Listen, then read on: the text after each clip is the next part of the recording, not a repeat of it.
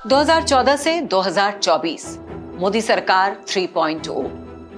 पिछले 10 सालों में मोदी सरकार ने वो कर दिखाया जिसकी पिछली सरकारें हिम्मत भी नहीं कर सकी। नमस्कार, आप देख रहे हैं श्रेष्ठ भारत और आपके साथ मैं हूं मुक्ता सिंह। जम्मू कश्मीर से अनुच्छेद 370 हटाना, 3 तलाक के खिलाफ कानून बनाना, अंग्रेजों के जमाने की आईपीसी को बदलना, ये वो तमाम काम हैं जो मोदी सरकार ने संसद में कानून के जरिए कर दिए। कई नए कानून बना दिए, पुराने बदल दिए। लेकिन पिछले एक हफ्ते में मोदी सरकार को 2 बार पीछे हटना पड़ा है। ऐसा क्या हुआ कि पिछले हफ्ते मोदी सरकार को वक्फ बिल को लेकर बैकफुट पर आना पड़ा, वक्फ बिल जेपीसी में भेजने के लिए मजबूर होना पड़ा और अब मोदी सरकार को ब्रॉडकास्टर बिल 2024 को वापस लेना पड़ा है। क्या पिछले 10 साल में मोदी और उनकी सरकार का रसूख कमजोर हो गया है? क्या अब मन मुताबिक फैसले नहीं ले पा रही है मोदी सरकार?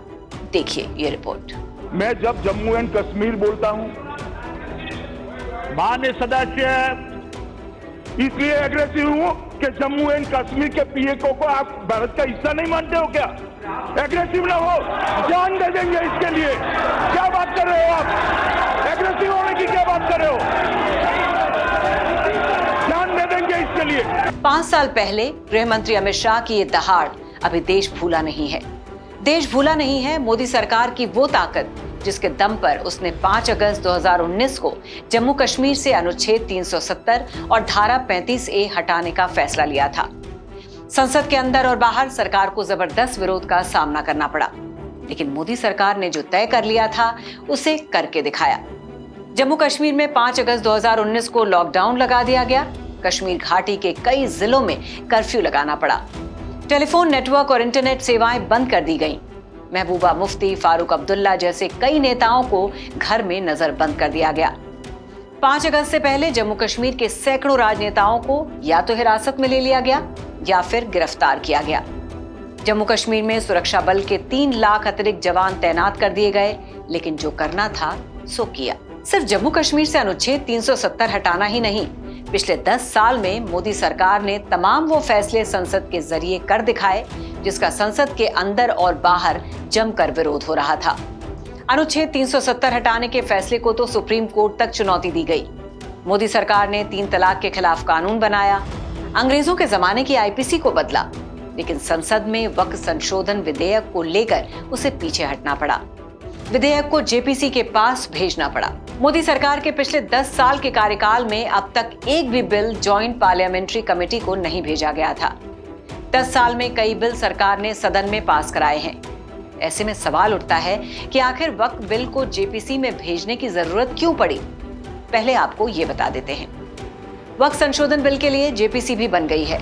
इसमें लोकसभा के 21 और राज्यसभा के 10 सांसदों को शामिल किया गया है। जेपीसी में वक्फ संशोधन बिल का मुखरता से विरोध कर रहे एआईएमआईएम चीफ और हैदराबाद के सांसद असदुद्दीन ओवैसी भी शामिल हैं। यहाँ सवाल यही है कि 10 साल तक सरकार जो चाह रही थी उसे संसद के जरिए पास करा लेती थी, लेकिन अब तो सरकार जेपीसी भी अपनी मर्जी से तय नहीं कर पाई। शायद ही सरकार चाहती होगी कि जेपीसी में ओवैसी जैसे सांसद शामिल हों जो वक्फ संशोधन बिल के कट्टर विरोधी हैं, लेकिन यहाँ भी उसे मुंह की खानी पड़ी है। संसद के नियमों के तहत जेपीसी में विपक्ष को जो कोटा है उसके उतने सांसद शामिल होंगे। विपक्ष ने ओवैसी का नाम बढ़ाया तो उन्हें जेपीसी में शामिल करना पड़ा। वक्फ बिल जेपीसी में क्यों भेजना पड़ा, इसका सबसे बड़ा और प्रमुख कारण भी आप समझ लीजिए। राज्यसभा में एनडीए के पास बहुमत नहीं है। राज्यसभा में इस समय 225 सांसद हैं। वक्फ बिल पास कराने के लिए कम से कम 113 सांसदों की जरूरत होती है। एनडीए के पास राज्यसभा में अभी 110 ही सांसद हैं। एनडीए की सरकार अभी राज्यसभा में वाईएसआर, कांग्रेस और बीजेडी के सहारे बिल पास कराती रही है, लेकिन हाल के लोकसभा चुनाव में मोदी और बीजेपी ने इन दोनों दलों के विरोधियों से हाथ मिलाकर दोनों को नाराज कर दिया है। आंध्र प्रदेश में टीडीपी के साथ गठबंधन कर वाईएसआर प्रमुख जगनमोहन रेड्डी को सत्ता से हटा दिया, तो ओडिशा में बीजेडी प्रमुख नवीन पटनायक को। अब भला इन दोनों पार्टियों के राज्यसभा सांसद मुसीबत में मोदी सरकार का साथ क्यों देंगे? आपको याद दिला दें कि वाईएसआर कांग्रेस के पास राज्यसभा में 11 और बीजेडी के पास 8 सांसद हैं। इन सभी ने अनुच्छेद 370 हो या 3 तलाक बिल, सभी पर मोदी सरकार के समर्थन में वोट दिया था। वक्फ संशोधन बिल मोदी सरकार ने आनन फानन में लोकसभा में पेश तो कर दिया था, लेकिन जिस तरह वाईएसआर, कांग्रेस और बीजेटी ने इसका खुलकर विरोध किया, उससे सरकार को साफ संकेत मिल गया कि इस बिल को जैसे तैसे लोकसभा में पास करा भी लें तो ये राज्यसभा में फंस जाएगा और सरकार की थू-थू होगी। इसलिए सरकार को अपने कदम पीछे खींचने पड़े और बिल को जेपीसी में भेजना पड़ा। तो ये तो बात हुई राज्यसभा की। वक्फ संशोधन बिल पर सरकार को शक था कि कहीं ऐसा ना हो कि ऐन मौके पर उसके दो बड़े सहयोगी टीडीपी और जेडीयू के सांसद लोकसभा में भी पलटी मार जाएं। नीतीश की पार्टी जेडीयू का बिहार के मुस्लिमों में भी आधार है। जेडीयू के कई मुस्लिम नेता इस बिल का खुलकर विरोध कर रहे हैं और नीतीश कुमार पर दबाव बना रहे हैं कि इस बिल पर मोदी सरकार को फिर से विचार करने को कहें। हालांकि लोकसभा में जेडीयू सांसद राजीव रंजन उर्फ लल्लन सिंह ने बिल का खुलकर समर्थन किया। अब चंद्रबाबू नायडू की पार्टी का रुख देख लीजिए। इसको भी आंध्र प्रदेश में मुस्लिमों का समर्थन मिलता रहा है। इसलिए जब इस बिल को लोकसभा में चर्चा के लिए रखा गया तो आंध्र प्रदेश के अमालपुरम से टीडीपी सांसद जीएम हरीश बालयोगी ने भी कहा कि इस बिल पर और ज्यादा चर्चा की जरूरत है, इसलिए हम चाहते हैं कि बिल को कमेटी के पास भेजा जाए। तो आप समझ गए होंगे कि विपक्ष ऐसे ही नहीं कहता है कि तीसरे कार्यकाल में मोदी सरकार चंद्रबाबू नायडू और नीतीश की बैसाखी पर चल रही है। टीडीपी और जेडीयू ने इस बिल का खुलकर विरोध तो नहीं किया, लेकिन सरकार को असमंजस की स्थिति में जरूर डाल दिया। खुदा न खास्ता अगर जेडीयू और टीडीपी ने ऐन मौके पर खेल कर दिया, बिल पर वोटिंग के दौरान बॉयकॉट ही कर गए, तो फिर मोदी सरकार लोकसभा में ही मुश्किल में फंस जाएगी।